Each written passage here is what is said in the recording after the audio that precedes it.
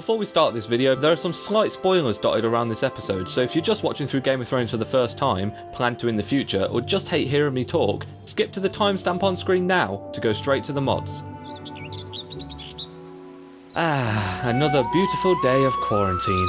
Let's see how that Game of Thrones adaptation mod everyone was raving on about a couple of years ago is coming along. Oh? Oh no. Oh no. Looks like I'm gonna have to do this one myself.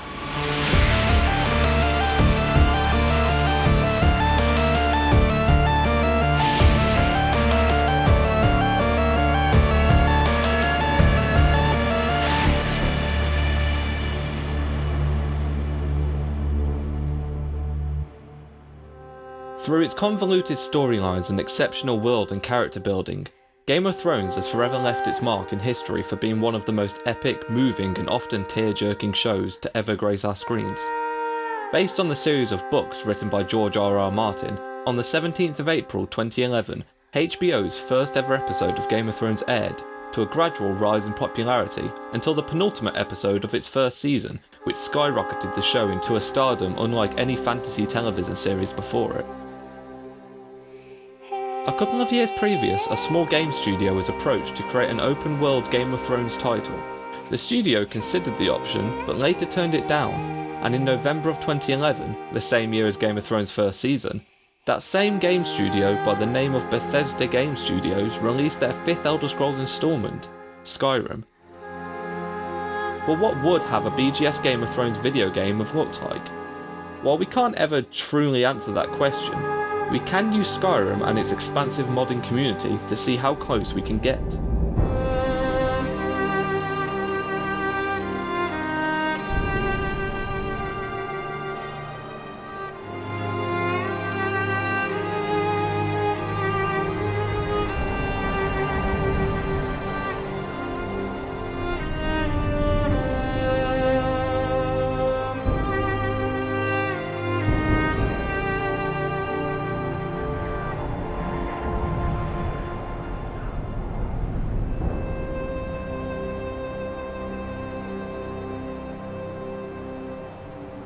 Now we're going to stray away from the whole Season 8 debate in this video because it's a heated one.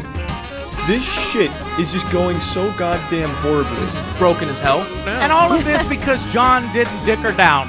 Instead, I'm going to focus on the good things that we can all agree on about Game of Thrones and some of my experiences with the show and how it ties into the modded build for this video. To transform Skyrim into a game that even remotely feels like the cold, harsh land of Westeros, we need to figure out what exactly made up the Game of Thrones experience in the first place. I'll admit, when I first watched the show, it had already been going for a couple of years. I was definitely one of those annoying kids that didn't want to jump on the bandwagon just because it was popular. But then my dad bought me seasons 1 to 3 for my 15th birthday, and I was like, well, I guess we're doing this then. And it turned out to be one of the best gifts I ever got. Thankfully, it forced me to break my stubborn reluctancy to give the show a chance and introduced me to a story and characters that over time I fell in love with. And plus, you wouldn't be watching this video if I didn't receive that gift, so big up Dad. But what made Game of Thrones so good, and how can we apply that to Skyrim? Well, the first thing is that there's a great deal of weight on consequences for the choices characters make. Make the wrong one, and you die. Trust the wrong people, and you die. Literally be taking a dump in the wrong time, and you die.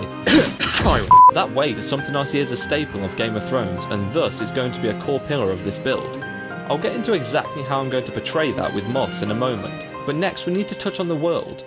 The Game of Thrones is made up of 5 major houses: Lannisters, Starks, Baratheons, Tyrells and Targaryens. 9 if you count the Tullys, Orrins, Greyjoys and Martells, and about 400 if you count all the others. Throughout the series we see some houses rise while others fall.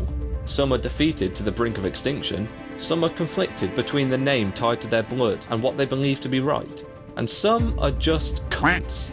Your father was a cunt. And this dynamic is what makes certain interactions so special, like seeing Tyrion meeting Daenerys for the first time, or pretty much every scene with Theon in the final season. The conflict between what a character's last name is and who they choose to befriend or follow makes the show continuously interesting because you, the viewer, knows that every decision a character makes could be the difference between life and death. And pair this with the whole political aspect of the story, along with the ever-growing threat of total annihilation in the form of an undead army, and you have one very complicated, very dynamic and very emotionally gripping story that pulls at your heartstrings at every chance it gets.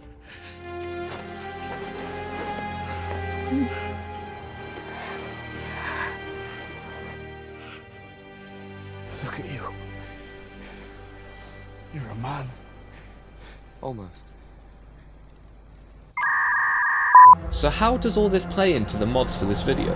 Well, it starts with one mod that I've previously never really found the right time to try until now, Requiem by Ogre Boss. This role-playing overhaul changes nearly every aspect of the vanilla game, including combat, magic and player stats. It alters various items across the game world and introduces a variety of interface and aesthetic treatments.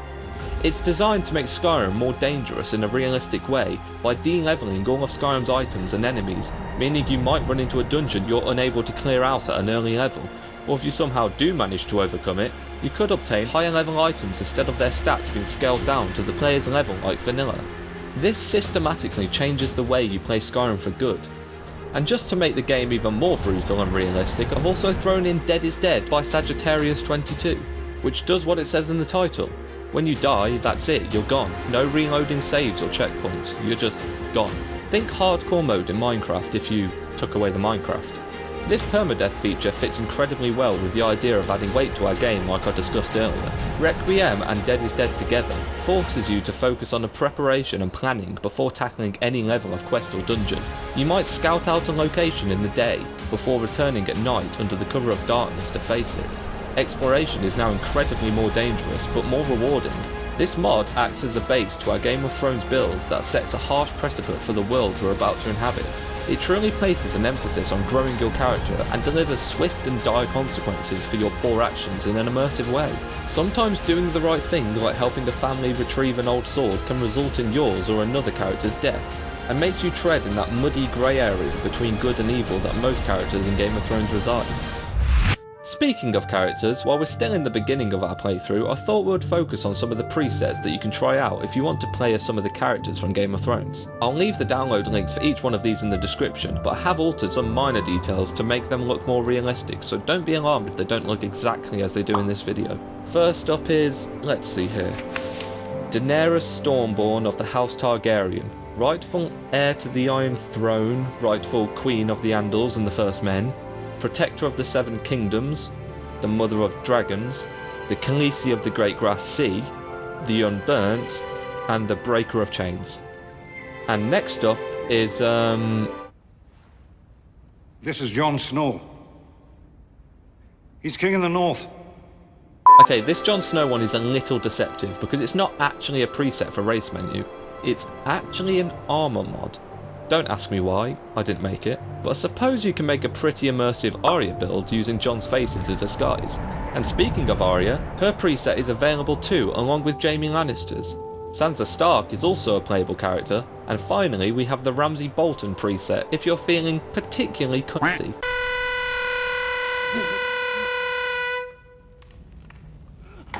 Sorry. Were you sleeping? Now some of these characters do come in the form of followers as well, and I'll link to all of them in the description, but here's a quick overview of the good ones that I could find. The King Jon Snow follower by BChick3, Daenerys Targaryen, Sansa Stark, Ygritte, and Cersei Lannister, all by Raxes. Raxes also has a larger follower pack which includes the previous four along with their own versions of Jon Snow, Arya Stark, Brienne of Tarth, the Red Woman Melisandre, and Missandei of Narth. Plus the Khal Drogo follower is another file made by Raxes which you can try out as well.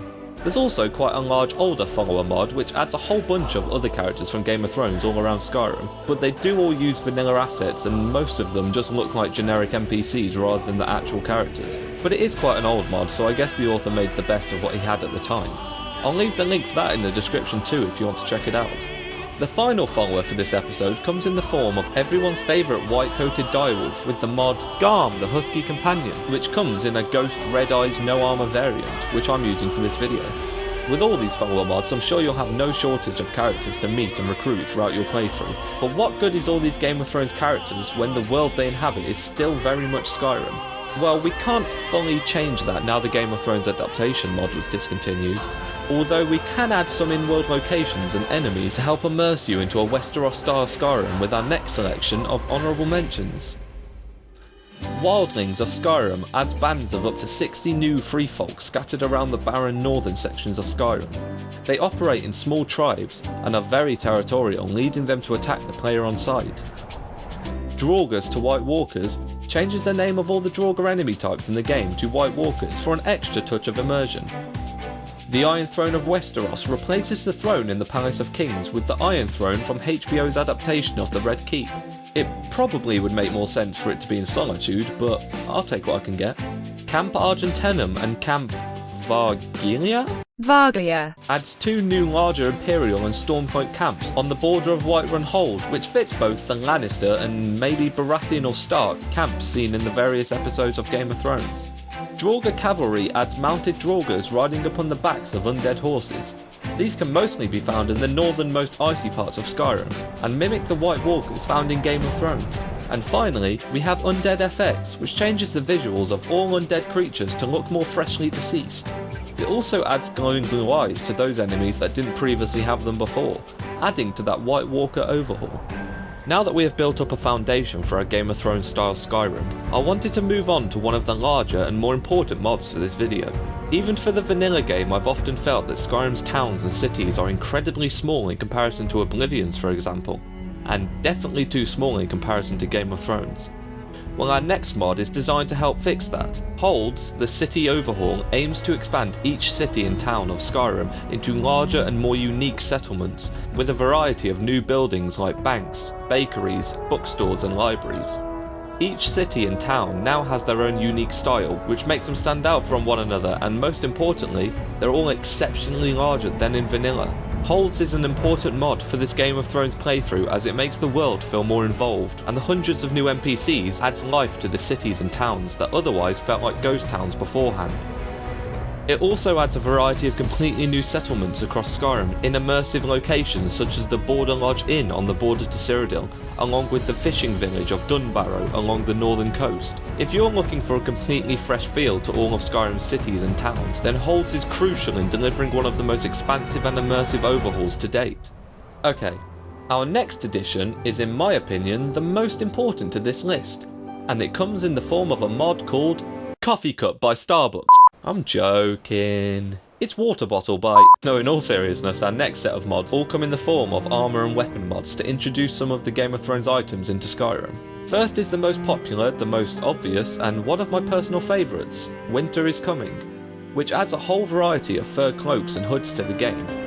The ones with the fur trims are of particular focus for this video, but they all fit quite well. This mod is honestly used in every playthrough I've pretty much ever done.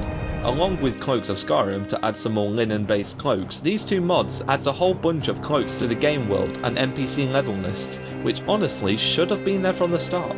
Next is the Game of Thrones armour mod ported to SSE by Giano, and originally created by Donker316 and Jen Plaguelords.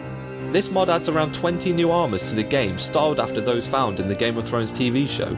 These include the Mountains armour, the Hound's armour, the Iron Islands armour, Brienne of Tarth's armour, Bronze Sellsword armour, 3 sets of Lannister armour from regular to elite to Kingsguard, the Stark Standard and Captain armours, the Knights of the Flowers armour, Jorah Mormont's armour, the Storm's End armour, Renly Baratheon's armour, Stannis Baratheon's armour, and finally the Night's Watch Recruiter Jerkin and Jon Snow's armour. That's a lot of armour. This mod also adds 7 new swords to the game, from Jaime's Oathkeeper to Jon's Longclaw, and the mod author was even nice enough to actually set all these armours and weapons to high enough tier requirements in crafting to balance them well in the base game. And finally, our last mod in this category is Game of Thrones House Shields, which adds a whole bunch of shields bearing the crest of almost every house found in Westeros, from the classic Stark crest shield all the way to Targaryen and everything in between. Whatever house you choose to align, I'm sure this mod has a shield for it. So we've got the bulk of our Game of Thrones build complete, but one thing we need to take some particular focus on is the use of magic in Skyrim. Have you ever noticed that while magic is quite clearly real in the Game of Thrones universe, it's extremely rare, and only witches, priestesses and ancient beings even show glimpses of wielding it? Well, our next mod aims to add a little more of that rarity into Skyrim. Less or No Magic is a mod which is designed to make the use of magic more realistic by basically stripping it from every NPC in the game. It does go a tiny bit overboard in this regard, however, as even the mages at the college barely know how to cast a mage light anymore. Although not very practical in a normal playthrough, this mod does fit in with the theme present in Game of Thrones, where the use of magic is extremely rare and difficult to obtain. And in fairness, does make the permadeath system we introduced earlier a lot more manageable when bandits aren't casting fireballs across dungeons. Finally, our last mod for this video comes in the form of LC Citadel, which adds a complete and functional DLC-sized citadel chosen to go alongside the character progression system we introduced with Requiem. You begin as a simple peasant, and across the span of your playthrough you ascend the hierarchy by gaining renown in the citadel. The main goal of this mod is to rise to become the Lord Commander, while fighting to defend its walls or supporting your people along the way.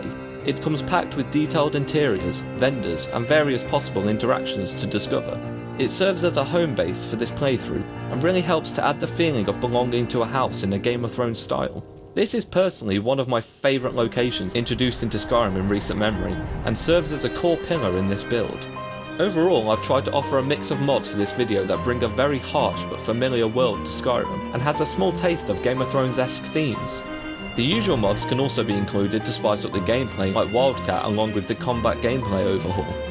And if you wanted a more survival-themed playthrough, then try Ironmead and Frostfall to introduce dynamic hunger, thirst and warmth management to your game. Additionally, if you want a kind of but not really Game of Thrones-ish quest, then try Falskar. But other than that, that's going to complete today's video. If you enjoyed, then leave a like and help continue to build this list by leaving any mods you felt belonged in this video in the comments below, and I'll add them to the description. But thanks for watching, and I'll see you in the next episode.